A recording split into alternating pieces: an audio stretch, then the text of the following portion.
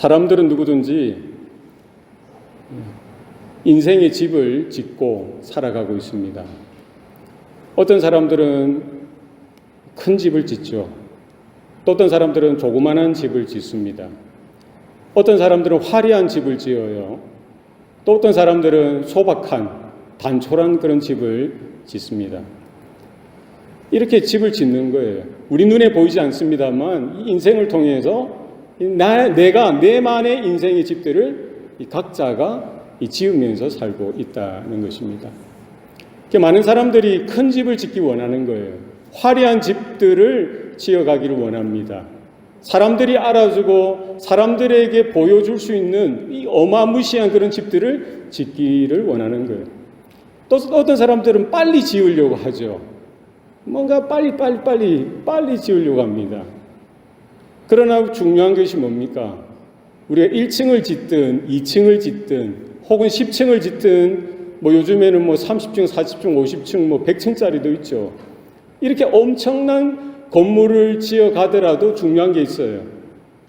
안전하게 지어야 된다는 거예요. 튼튼하게 지어야 됩니다. 단단하게 지어야 되는 거예요.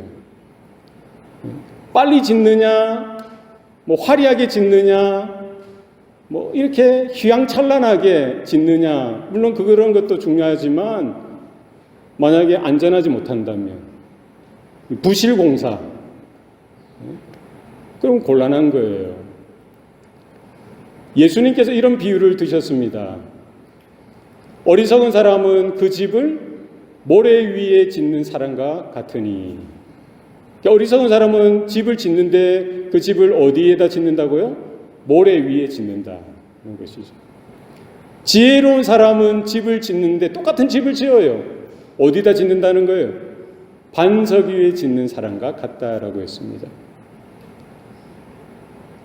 겉으로 볼 때는 구분이 안 갑니다. 똑같은 것 같아요. 누가 빨리 지었느냐, 누가 더 크게 지었느냐, 누가 더 화려하게 지었느냐, 이렇게 비교할 수 있을지 모르겠지만 그것들보다 더 중요한 게 있다는 거예요.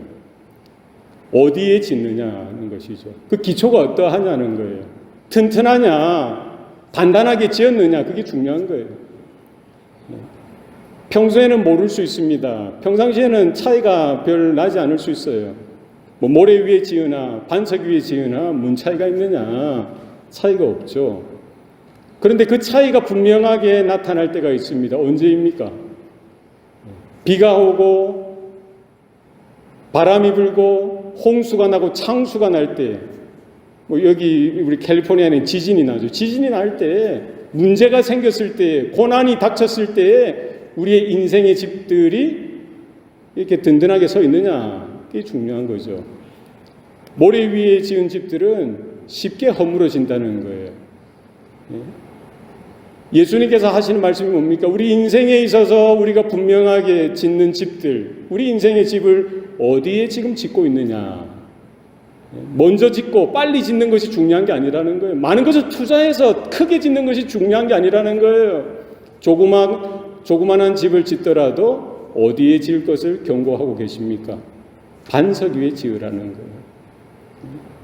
저와 여러분의 집들은 지금 어디에 지고 있습니까? 어디에서 짓고 있습니까? 어디에서 지어가고 있습니까?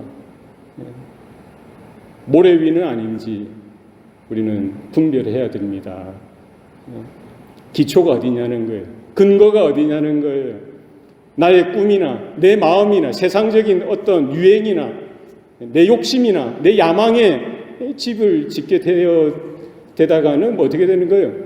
하나님이 환난의 때를, 심판의 날에 그것을 견뎌낼 수 있느냐, 보장 못하는 거예요. 흔들흔들 하다가 와해되어서 무너지는 일들이 생겨난다면 곤란한 것이죠.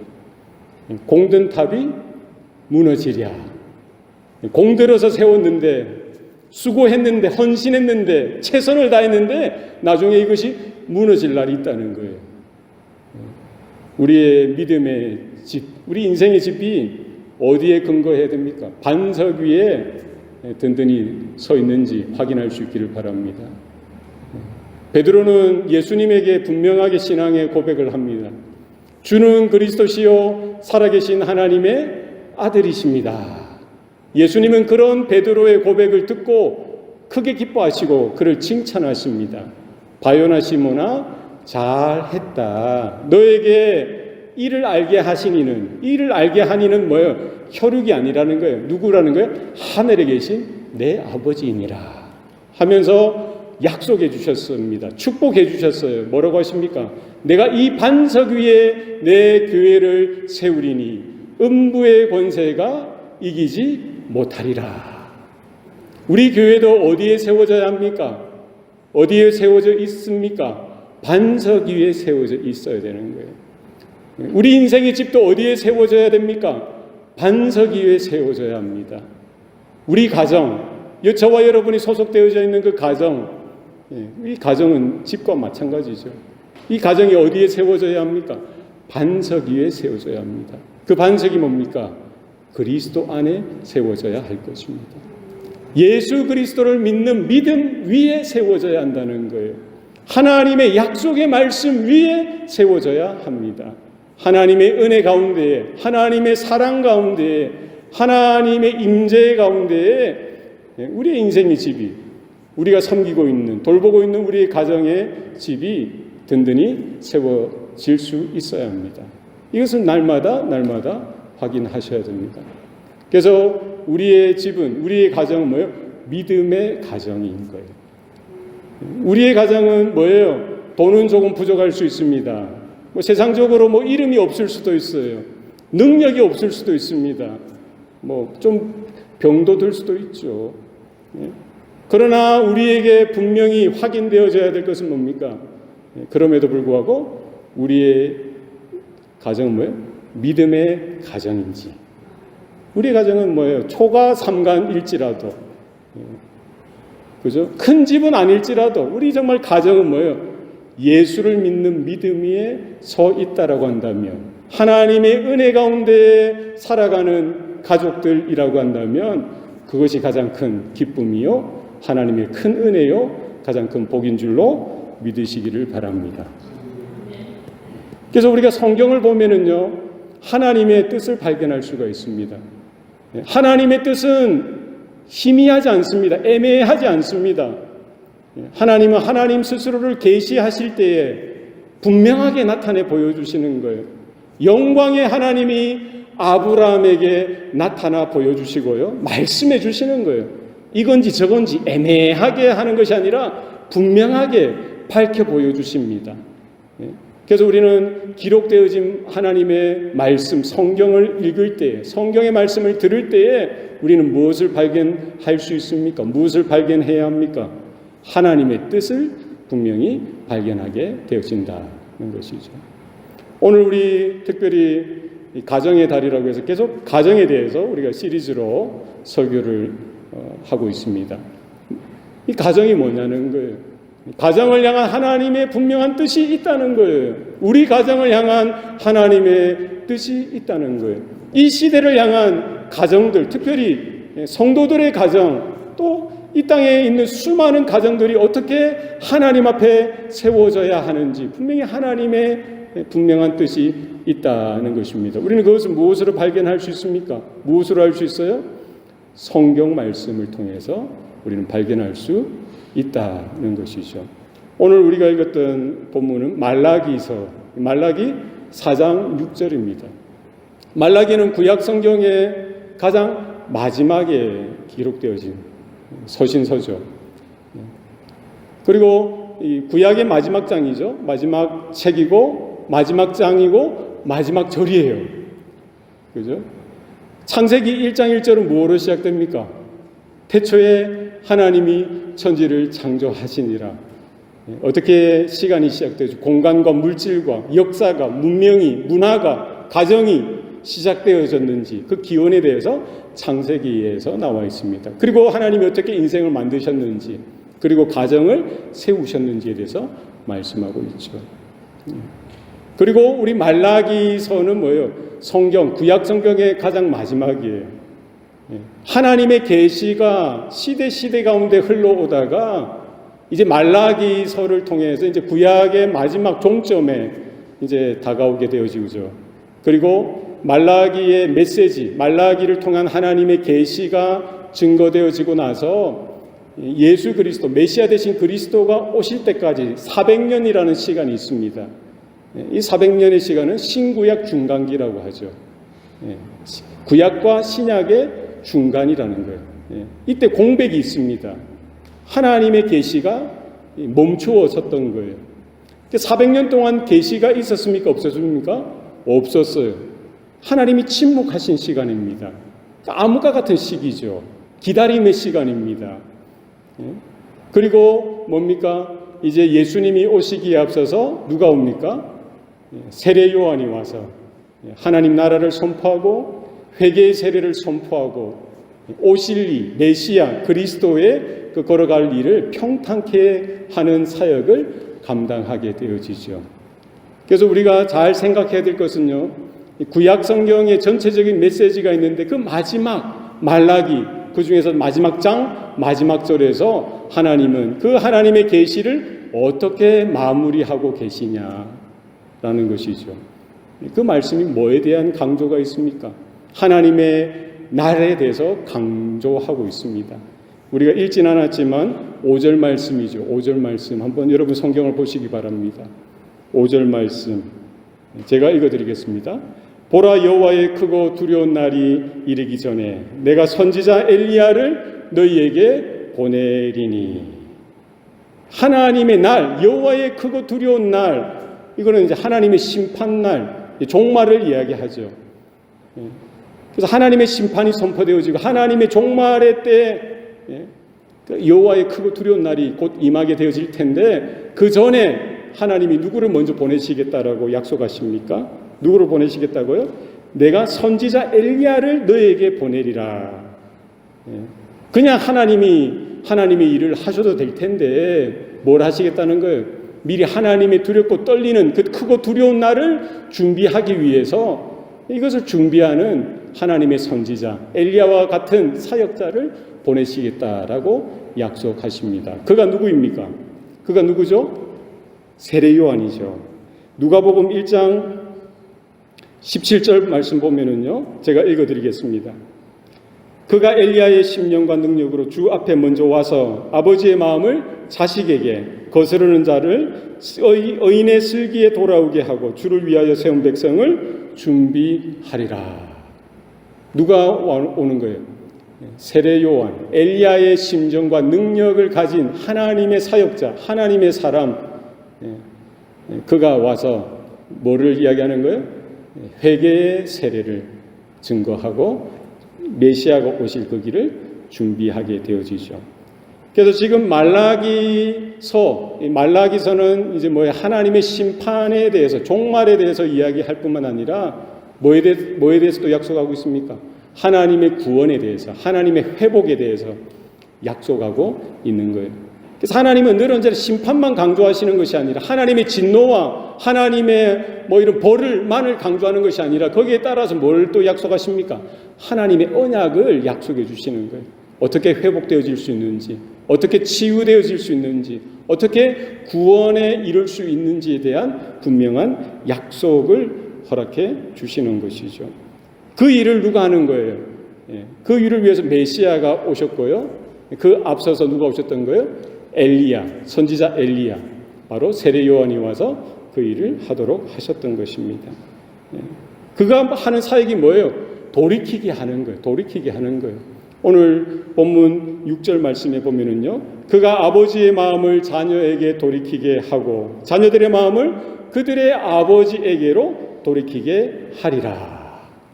무슨 말입니까? 아버지의 마음을 그 자녀들에게 돌이키게 하고 자녀들의 마음을 그들의 아버지에게로 돌이키게 하는 일이 있어야 된다는 거예요.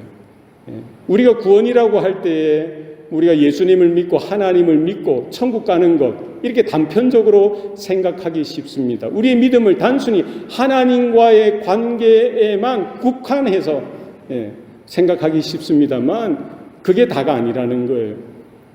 하나님이 아담을 만드시고 하와를 만드시고 그들을 통해서 가정을 세우게 하시고 뭐예요? 그 가정을 통해서 하나님의 복이 임하게 하시고 하나님의 은혜가 임하게 하시고 행복한 삶을 살아가도록 하시는 것이 뭐예요? 하나님의 디자인이에요. 하나님의 목적입니다.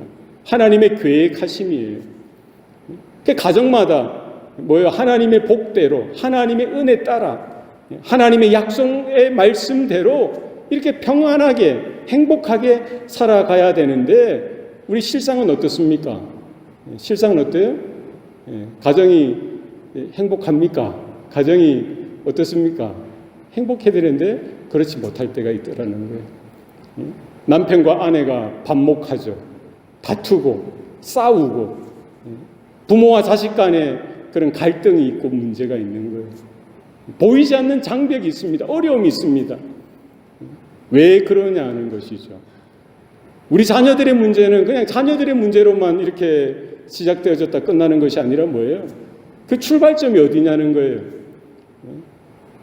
그죠? 어느 그 청소년 문제 담당하던 어떤 검사가 이런 말을 했어요. 문제 아동은 없다는 거예요. 문제 청소년은 없다는 거예요. 비행 청소년은 없다는 거예요. 태어날 때부터 문제 아동은 없다는 거예요. 그 문제가 어디에서부터 시작되어졌다는 거예요. 여러 비행 청소년들을 상담하고 또 그들을 이렇게 도와주면서 결론이 뭡니까? 대부분, 아니 거의 모든 청소년들, 이런 아동들의 문제는 어디에서부터 출발한다는 거예요? 어디에서부터 출발하죠? 문제 부모에게서부터 출발한다는 거예요. 가정에게서부터 출발한다는 거예요. 저는 충분히 거기에 동감이 되더라고요. 자녀를 키워보니까 부모가 참 제대로 서지 못하니까 말과 행동이 일치가 안 될 때가 얼마나 많습니까?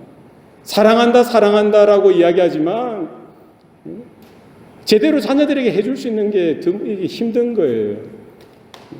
오해가 되어지고요. 마음의 상처가 되어지고요. 자녀들이 이렇게 힘들어하는 거예요. 그 문제가 어디에서부터 출발하는 거예요? 아버지에게 문제가 있을 때가 있고 부모에게 그 문제의 원인이 있을 때가 있다는 것이죠. 이 말라기 선지자가 활동하던 그 시대에 이런 문제들이 있었던 거예요. 마음과 이렇게 화합하고 하나 되어져야 되는데 이게 갈라지죠. 사분오열이라고 하죠. 아버지의 마음은 아버지 마음대로, 자녀들의 마음은 자녀들의 마음대로 이렇게 노는 거예요. 따로따로 노는 거예요. 따로 국밥이에요. 이거 이제 하나의 예죠. 이 부모와 자녀, 아버지와 자녀의 그 마음의 상태가 함께하지 못하고 하나 되지 못하고 따로 노는 거예요. 그러니까 한 집안, 가정, 울타리 안에 있지만 함께 밥을 먹고 함께 숨을 쉬고 뭐 이렇게 살아가지만 뭐예요? 마음이 나뉘어지니까 아버지는 아버지대로 살고 자녀들은 자녀들대로 살 때가 있더라는 거예요. 그러니까 뭐예요? 밥을 같이 먹어도 그게 화목이 됩니까? 장벽이 있는 거예요. 보이지 않는 두꺼운 장벽이 있습니다. 대화도 안 되죠. 말도 안 통하죠. 그러니까 뭐예요? 마음이 안 통하니까 다 안 통하는 거예요. 이게 문제라는 거예요. 이 시대의 문제죠. 이 가정이 이런 뭐예요? 가정이 하나님이 준비한 그 행복, 하나님이 준비하신 그 복을 누리지 못하니까 관계가 깨어지고 왜곡되어지고요, 부서지고 하니까 이 가정의 문제가 가정의 문제로만 끝나는 것이 아니라 이게 뭐예요? 사회로, 그 공동체, 이 나라, 이 사회, 이 일반적인 이 사회 문제가 되어지는 거예요. 아버지는 아버지대로 나가서 사고치고, 엄마는 엄마대로 나가서 사고치고, 자녀들은 자녀대로 나가서 사고치는 거예요. 그게 말라기 선지자 시대의 그런 사회 현상이었고요. 가정의 문제였고, 또 오늘날 우리 시대에 동일한 문제가 되어진다는 것이죠. 그 문제의 출발은 어디 있었던 거예요? 부모 세대 때부터 있었던 거예요. 아담의 가정이 왜 그렇게 박살이 깨어집니까? 박살이 나죠. 그 출발점이 어디에 있었던 거예요? 아담과 하와가 하나님과의 관계가 단절되어지니까 하나님의 말씀을 청종하지 아니하고 순종하지 아니하고 하나님의 말씀을 듣기 싫어하고 불순종하고 하나님이 하시는 뜻을 대항하는 거예요. 하나님이 말씀하시는 것을 순종하지 아니하고 역행하는 것이죠. 그러니까 이 죄가 되어지는 거예요. 네가 그것을 먹는 날에는 정령 죽으리라. 이 죽음의 그 불행, 죽음과도 같은 그와 같은 이 문제가 가정에 밀려오게 되어지죠. 이것은 하나님과 아담과의 문제, 하나님과 하와와의 문제를 넘어서 바로 그 자녀들에게 그 문제가 이어지게 돼요. 가정 전체 문제가 되어지고 결국 사회의 문제가 되어지는 거예요. 그 아담과 하와가 타락하게 되고 나서요, 이렇게 가정생활을 계속하죠. 그리고 그 자녀들을 낳습니다. 성경을 보십시오. 세계에서 역사적으로 가장 첫 번째 살인이 어디에서부터 시작됩니까?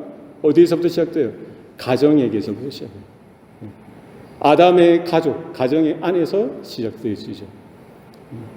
가인과 아벨이 하나님 앞에 제사 드리는데 하나님은 가인과 그 제물은 받지 아니하시고 그 동생 아벨과 그 제물은 받아주시는 거예요. 흠양하시는 거예요. 이 예배, 제사 사건을 통해서 가인이 어떻게 합니까? 그럼 하나님 앞에 나아가든지 아버지와 상담을 하든지 문제를 해결해야 되는데 더 큰 문제가 발생하게 만들죠. 시기하고 질투하고 미워하고 어떻게 하죠? 돌로 그 동생을 쳐서 죽이게 되어지는 거예요. 이게 이제 하나의 예가 되어질 수 있는 거죠. 이 자녀들의 문제는 결국 어디에서 왔을까요? 그 자녀들 안에만 그냥 거했던 겁니까? 어디에서부터 출발한 거예요? 바로 아담과 하와가 하나님 앞에 불순종한 그 죄의 값이라는 거예요. 출애굽기 20장에 보면은요, 하나님이 분명하게 말씀하십니다. 이스라엘 백성들에게 분명하게 선포하세요. 나는 질투하는 하나님이라. 나를 미워하는 자의 죄를 내가 갚겠고 아버지로부터 아들에게까지 이르리니 3, 4대에 이르게 하리라. 무슨 말입니까? 자녀들의 그 죄를 하나님이 물으시는데 누구에게부터? 그 아버지에게로부터 아버지부터 아들에게까지 3, 4대에 이르기까지 하나님께서 그 죄를 묻겠다라고 분명히 말씀하시죠. 하나님은 어떻게 보면은 엄격하신 분이십니다. 그러나 그게 다가 아닙니다. 그 다음 절에는 뭐라고 이야기하십니까? 나를 사랑하고 내 말을 지키는 자에게는 은혜를 베푸는데 어떻게 베풀겠다고 하십니까? 천대에 이르기까지 베풀어 주리라. 할렐루야. 아멘. 부모가 하나님의 은혜로 살면은 그 은혜의 영향력이 어디에게까지 이릅니까? 그 자녀들에게까지. 자녀들의 몇 대까지 이르겠다고 하는 거예요? 천대까지 하나님은 복을 주시겠다는 거예요. 하나님을 미워하고 하나님의 말씀을 거부하고 불순종하는 그 부모의 죄를 하나님이 갚으시겠다는 거예요. 어디까지 갚으시겠다는 거예요? 그 자식에게까지, 3, 4대에게까지. 그건 그래도 깎아주시는 거예요. 그죠? 하나님의 은혜는 한량 없으신 줄로 믿습니다. 하나님은 복 주시기를 원하시는 거예요. 하나님은 은혜를 베풀어 주시기를 원하시는 거예요. 하나님은 우리가 행복해지시기를 원하십니다. 여러분 믿으십니까? 하나님은 보고 아이고 제가 벌 줘야지, 저주해야지 이게 아니라 하나님은 옳은 길, 진리의 길, 우리가 잘 되는 길을 이렇게 나아가도록 하시길 원하시는 거예요. 이 두 가지 길을 우리에게 보여주시고 3, 4대에 이르기까지 하나님의 진노함 가운데 저주함 가운데 있는 인생을 살 것인지 아니면 하나님의 은혜의 복을 누리면서 천대에게까지 이렇게 승승장구하는 인생을 살 것인지에 대해서 선택할 것에 대해서 분명히 경고하시는 거예요. 이제 구약 성경, 구약의 말씀, 그 마지막 말라기 선지자 그 메시지를 통해서 하나님이 경고하시는, 하나님이 약속하시는 말씀이 뭡니까? 뭐를 회복해 주시겠다는 거예요? 우리의 구원이 그냥 단편적인 구원이 아니라 그냥 천국 가는 그것으로 끝나는 것이 아니라 우리의 구원은 뭐를 담아내고 있는 겁니까? 하나님의 창조가 회복되어지는 거예요. 새 창조의 그 길로 나아가는 것이죠. 하나님의 복과 하나님의 은혜를 풍성하게 누리는 인생, 그 가정, 우리의 인생이 되도록 하시기를 하나님은 원하신다는 사실을 여러분 기억하실 수 있기를 바랍니다. 무엇 하시기를 원하는 거예요? 회복되어지기를 원하시는 거예요. 돌이키시기를 원하시는 거예요. 이제 부모 세대와 자녀 세대 간에 있는 갈등과 반목과 이런 여러 가지 보이지 않는 장벽들이 무너지기를 원하시는 거예요. 막혔던 것들이 이렇게 연합되어지고 하나되어지고 연결되어지기를 원하시는 겁니다. 아버지의 마음이 자녀들에게로 돌이켜지고요. 자녀들의 마음이 그들의 아버지에게로 돌이켜지는 일들이 있게 되어지기를 원하시는 거예요. 우리 가정들을 돌아보시기 바랍니다. 우리 가정은 어떻습니까? 우리 아버지들은 어떻습니까? 우리 자녀들은 어떻습니까? 이것은 어떤 한 사람이 잘해서 되어지는 것이 아니라 가족 구성원들 하나하나가 하나님의 은혜 가운데 서야 하는 것입니다. 하나님의 약속의 말씀 앞에 서야 되는 거예요. 하나님의 음성을 들으셔야만 합니다. 여러분, 회복되어질 수 있기를 바랍니다. 하나 되어질 수 있기를 바랍니다. 이 부모들은 하나님의 말씀을 들어야 돼요. 아버지들이요, 뭐 하라는 거예요? 너희 자녀를 노엽게 하지 말라. 자녀들을 여러분 노엽게 해서는 안 돼요. 저도 그중 하나가 될 수 있죠. 그죠? 하기가 힘든 거예요. 아버지 노릇하기 힘든 겁니다. 그죠? 어떻습니까, 여러분은? 잘해오고 있습니까? 잘해오고 있습니까? 아들한테, 자녀들한테 사랑한다 말하는 거, 그게 힘든 거예요. 어릴 때에는, 그죠? 갓난아기 때, 1살, 2살, 6, 7살, 초등학교 한 1, 2학년 때, 그때는 막 같이 놀고 하지만 이게 청소년기가 지나고 이렇게 청년이 되어지고 하니까 이게 참 인격 대 인격으로 자녀를 대우하고 존중하고 그 마음을 헤아리고 배려하고 위로하고 축복하는 게 힘들 때가 있는 거예요. 왜 사랑한다 말 한마디가 하기 힘듭니까? 제가 경상도에서 그렇습니까? 우스갯소리로 이런 말이 있죠. 경상도 남자들은 하루에 집에 들어오면 3마디 한다죠. 집에 오면 3마디 맞나요? 3마디 뭐라고 합니까? 들어오면은 밥 먹자. 그럼 밥을 먹어요, 저녁에. 그 다음에 아는, 애들은 잘 있나 이 말이죠. 들어오면은 아는, 애들이 잘 있나. 그 다음에 밥 먹자. 밥 먹고. 그 다음 3번째 말은 뭡니까? 자자. 물론 이제 모든 경상도 출신들이 그러지는 않겠죠. 요즘에는 이제 많이 개화되어서 얼마나 이렇게 젠틀하고 이렇게 배려심 있는 남자들이 많습니까?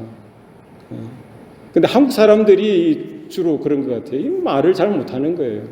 말하는 법을 좀 우리가 배워야 됩니다. 저부터 해서. 사랑한다, 좋아한다, 고맙다, 미안하다 이런 말들을 자연스럽게 할 수 있어야 되죠. 마음이 이렇게 굳어지니까 말이 굳어지는 거예요. 오클라호마의 한 고등학교에서 이런 조사를 했습니다. 거기에 성적이 좋은 학생들, 모범생, 품행이 방정하고 행동도 이렇게 반듯하고 하는 학생들 10명을 뽑아서 조사를 했다고 합니다. 왜 얘들은 이렇게 공부도 잘하고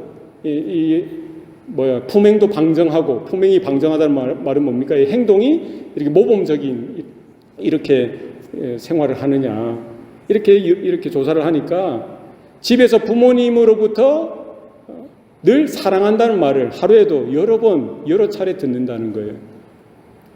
반대로 그 학교에 문제가 되는 아동들을 또 이렇게 학생들을 모아서 조사를 해봤더니 집에 이제 결손 가정이 싱글 패밀리일 수도 있고 또 특별히 그 집에서 부모로부터 사랑한다는 소리를 듣지 못한다는 거예요.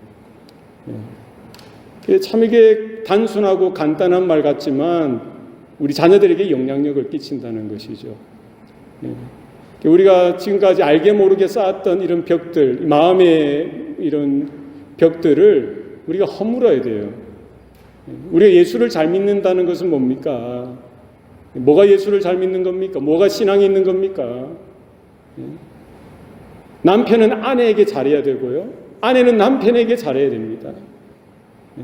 부모는 자녀들에게 잘해야 되고요. 자녀들은 부모님에게 잘해드려야 됩니다. 자식이 공부를 잘하고 똑똑하다고 해서 사랑합니까? 뭐 좋은 데 취직하고 좋은 학교 갔기 때문에 사랑합니까? 건강하기 때문에 돈을 잘 벌기 때문에 사랑합니까? 그렇지 않습니다. 병약한 자녀들일지라도 뭐 할 수 있는 게 아무것도 없는 그런 연약한 자녀일지라도 자녀이기 때문에 사랑하는 거예요. 정말 그들에게 마음을 주고 사랑을 주고 이런 관계가 회복되어지는 이런 가정들 되어야 할 것입니다. 우리 자녀들도 마찬가지예요. 자녀들이여 내 부모를 주 안에서 공경하라. 이는 크고 첫 번째 되는 약속이라고 성경이 분명히 말씀합니다. 무슨 약속을 주셨어요?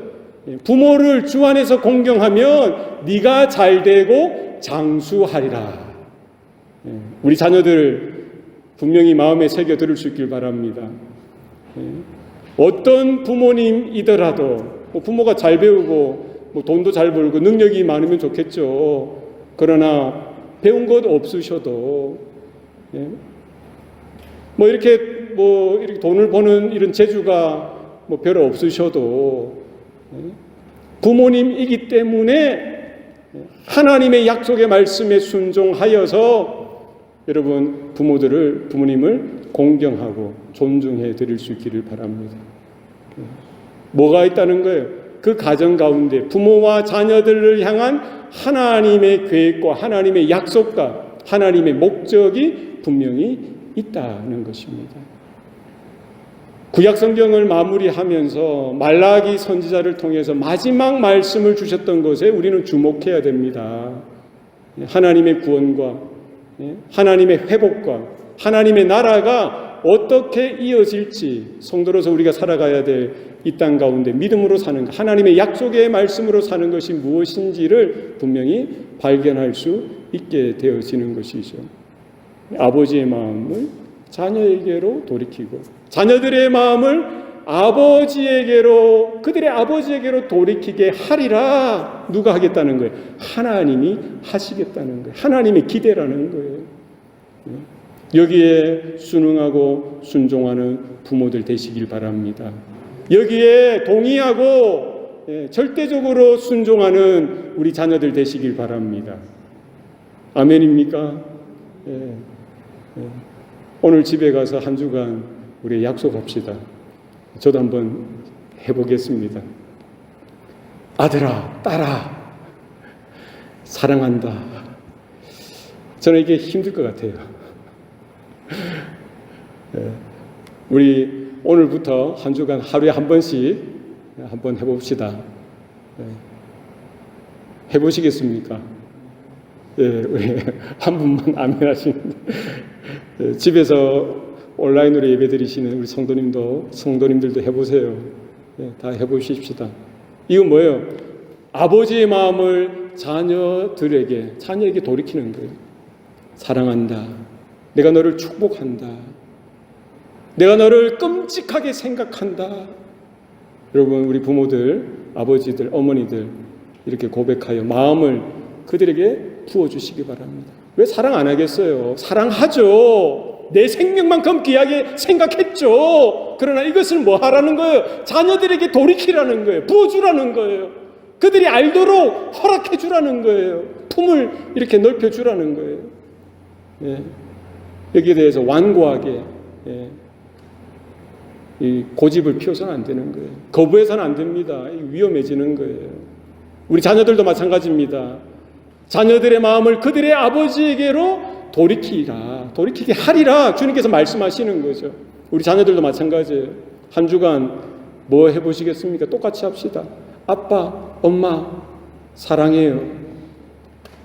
우리 나이 든 자녀들도 그렇게 합시다. 저희도 어머니가 아직 살아계시고 장모님도 살아계시니까 그렇게 해야죠. 우리 자녀들도 마찬가지죠. 어린 자녀들도 한번 이번 한 주간 우리 자녀들의 마음을 누구에게 돌이키는 거예요? 그들의 아버지에게, 그들의 부모님에게 돌이키게 하라는 거예요. 이게 종말론적인 사건입니다.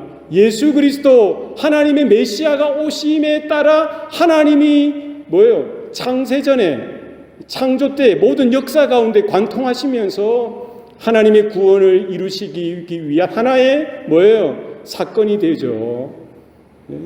그리고 그 말씀대로 뭐예요? 세례 요한이 와서 회개의 복음을 선포하죠. 회개하라고. 그리고 그들에게 회개의 세례를 베풀어 줍니다. 아까 우리가 읽었던 누가복음 1장 25절 26절에 수많은 이스라엘 사람들이 그 메시지를 듣고 선지자 엘리야 바로 세례 요한의 메시지를 듣고 통회하고 자복하고 회개하고 돌이키는 역사가 나타나는 거예요. 우리 신앙의 삶은 뭡니까? 우리의 믿음의 그 중심에는 뭐가 있어야 돼요? 돌이키는 게 있어야 돼요. 내가 지금 서 있는 이 자리가 바른 자리가 아니라는 사실을 깨달아야 됩니다. 내가 지금까지 살아오는 삶의 형태가 온전하지 못하다는 사실을 깨달아야 돼요. 내가 정말 하나님을 반대했고 하나님을 미워했고 하나님을 사랑하기보다 세상을 더 사랑하고 세상을 지향했다는 사실을 깨달아야 되는 거예요. 내가 자녀들을 정말 사랑한 줄 알았는데 내 이기심 가운데 내가 쌓여서 내 식대로 내 중심적으로 사랑했던 왜곡되어진 그 사랑의 한계를 깨달아야 되는 거예요. 내가 할 수 없다는 거예요. 내가 어떻게 돌이키겠습니까? 누가 하시겠다는 거예요? 하나님께서 돌이키게 하시겠다는 거예요. 거기에 대해서 우리는 복음을 듣고 하나님의 은혜로 자복하고 회개하고 통회하고 돌이킬 수 있는 그와 같은 역사가 나타날 수 있기를 바랍니다. 무엇으로 가능합니까? 엘리야의 성정과 능력을 가진 하나님의 선지자, 그가 메시지를 전하죠. 그거를 듣고 여호와의 백성, 하나님을 위해 세운, 주를 위해 세운 백성으로 준비되어져 가는 것입니다. 여러분 여기에 동의하셔야 돼요. 돌이키셔야 됩니다. 우리가 하나님을 믿는다는 것은 뭡니까? 하나님께로 돌아가는 거예요. 하나님의 뜻 가운데 돌이키시는 거예요. 돌이키지 않으면 문제가 생기는 거예요. 여기 분명히 또 이야기하죠. 경고하시는 거예요. 돌이키게 하리라 이렇게 말씀하시고 뭐예요? 돌이키지 아니하면 두렵건대 내가 와서 저주로 그 땅을 칠까 하노라 하시니라.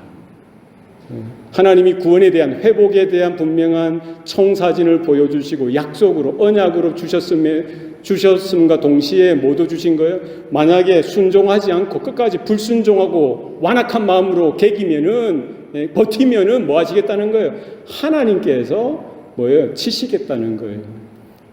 돌이키지 아니하면 거기에 대해서 순종하지 아니하고 회개하지 아니하고 하나님의 뜻 가운데 순응하지 아니하고 끝까지 고집하고 버티면은 뭐 하시겠다는 거예요? 하나님이 직접 때리시겠다는 거예요.